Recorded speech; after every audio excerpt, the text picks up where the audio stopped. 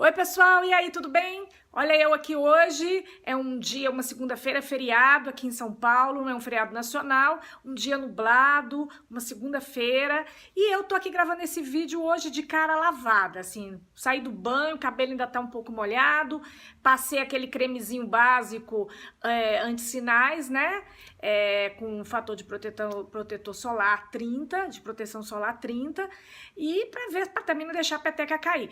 E hoje eu vou falar de um assunto, gente, que é um assunto, assim, um pouco árido, um pouco difícil, e eu vou falar para vocês coisas muito íntimas, mas eu tenho certeza que eu não tô sozinho nessa.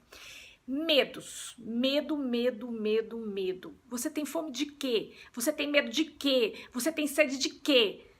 Eu, Edna Dantas, jornalista, 52 anos, perto de fazer 53, tenho dois grandes medos na vida. Um deles é a solidão. É engraçado que esse medo é uma coisa que me acompanha já há muito tempo, não é de agora não. Eu me lembro muito bem que quando eu tinha mais ou menos 30, 32 anos, quando eu me separei do meu primeiro casamento, eu fui numa astróloga, né?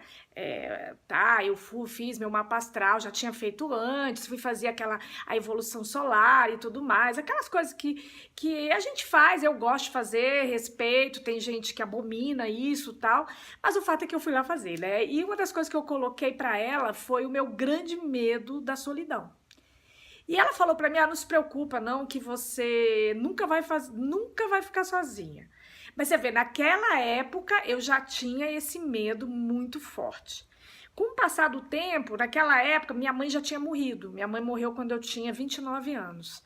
Foi aquela primeira grande perda, uma perda assim irreparável, obviamente, ninguém vai substituir minha mãe nunca. Mas alguns anos depois, eu já com 50 para 48, perto de 50, eu perdi meu pai.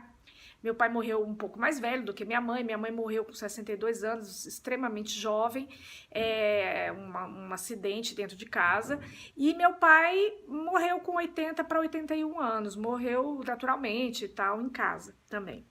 E com a perda do meu pai veio aquela reflexão ainda maior sobre essa questão da solidão, e aí veio o outro medo, que era o medo do envelhecer e da qualidade deste envelhecimento. Bem, a minha mãe, ela não envelheceu, ela morreu antes de envelhecer. Eu, obviamente, eu quero morrer bem velhinha, porque eu quero acompanhar a vida da minha filha, eu quero ter neto, ou seja, eu quero viver, né, gente, como a maioria das pessoas. Mas eu quero viver bem. Me aterroriza muito o medo de uma velhice ruim, uma velhice sem conseguir tomar as minhas decisões, a velhice que alguém tome as decisões por mim, uma velhice que eu dependa muito dos outros, uma velhice que eu fique deitada muito tempo na cama e vá definhando ali, morrendo aos poucos. Tenho muito medo disso. Então são esses dois grandes medos que eu tenho. E é uma coisa, é tão interessante isso, né? Porque assim, eu só fui refletir mais sobre o medo da velhice mesmo, dessa velhice com qualidade, de não ter qualidade na velhice, quando eu perdi meu pai.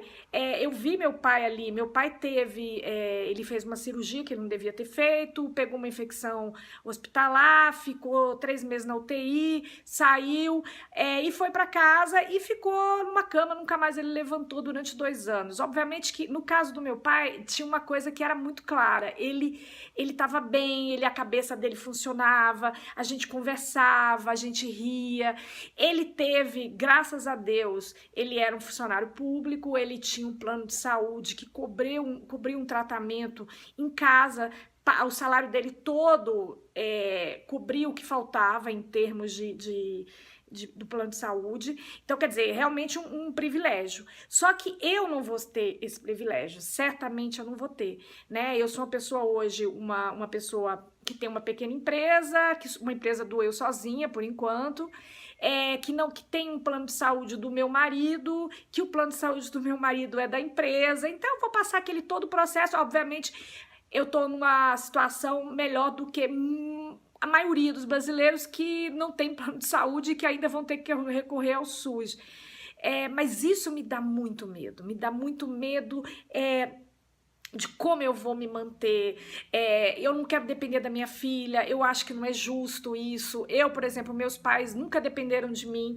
A minha mãe, por incrível que pareça, tem uma história até interessante, porque a minha mãe, ela era paralítica, eu já nasci, ela já era paralítica. Eu cuidei da minha mãe dos meus 7 anos até os meus 20 e poucos, até o dia que eu decidi sair de casa, porque eu acho que eu passei a minha vida toda ouvindo a minha mãe dizer que filha é pro mundo, o que é uma grande verdade. Apesar de eu achar que ela falava aquilo da boca para fora, e eu sei que ela sentiu muita falta quando eu saí de casa, meus irmãos já tinham casados, ela separou do meu pai depois de 30 anos de casada, e ela ficou sozinha.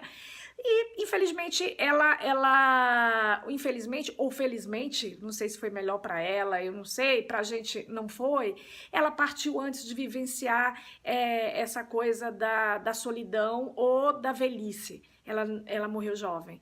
E o meu pai teve esse privilégio, mas eu fiquei pensando muito nisso quando meu pai morreu.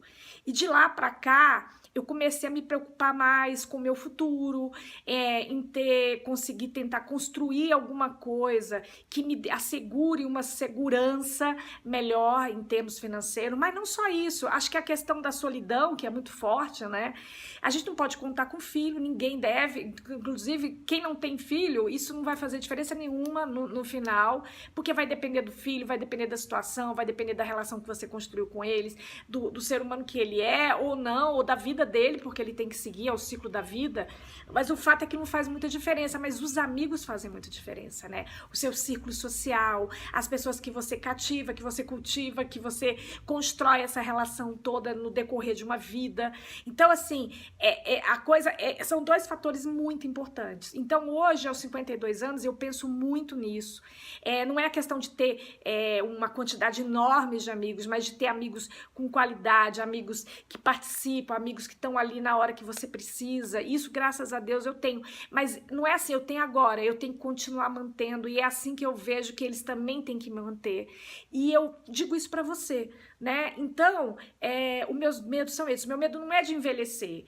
O envelhecimento, para mim, esse envelhecimento físico, de rugas que eu tenho aqui, que estão aqui, o olho caindo, aqui a pálpebra pesada e tudo mais, isso aí, ó, sinal que eu tô vivendo, que eu tô feliz, que eu tô curtindo. Tudo bem, não é o padrão que se vê por aí. Eu tô me cuidando, tá bem, não tô me cuidando muito porque eu não tô fazendo atividade física. Mas o fato é que o que eu mantenho de mais vivo em mim, eu até fui numa palestra um dia desse de uma geriatra do Albert Einstein, e ela disse que, assim, o velho, ele mantém ali o olhar muito firme. E eu tenho certeza que o meu olhar, este olhar aqui, ele vai permanecer quando eu tiver 60, 70, 80, não sei, até onde eu for. E eu quero manter esse olhar com brilho. E é isso que interessa pra mim. Agora, os meus medos, eles permanecem. E você? Você tem medo? Você tem fome de quê? Você tem medo de quê? Fala pra mim, tá bom? Escreve aqui e vamos nessa. Vamos, gente, vamos viver, beleza? Apesar dos medos, os medos não podem imobilizar a gente. Eles têm que fazer com que a gente corra atrás pra amenizar esses medos, tá bom? Então manda aqui pro pirações@gmail.com. Entra aqui no Facebook, no YouTube, espalha o Pirações aí pro mundo. E é isso aí. Na semana que vem eu vou trazer uma entrevista bem bacana pra vocês, eu prometo. Um beijo, tchau, tchau. Tchau, gente. Tim, tim.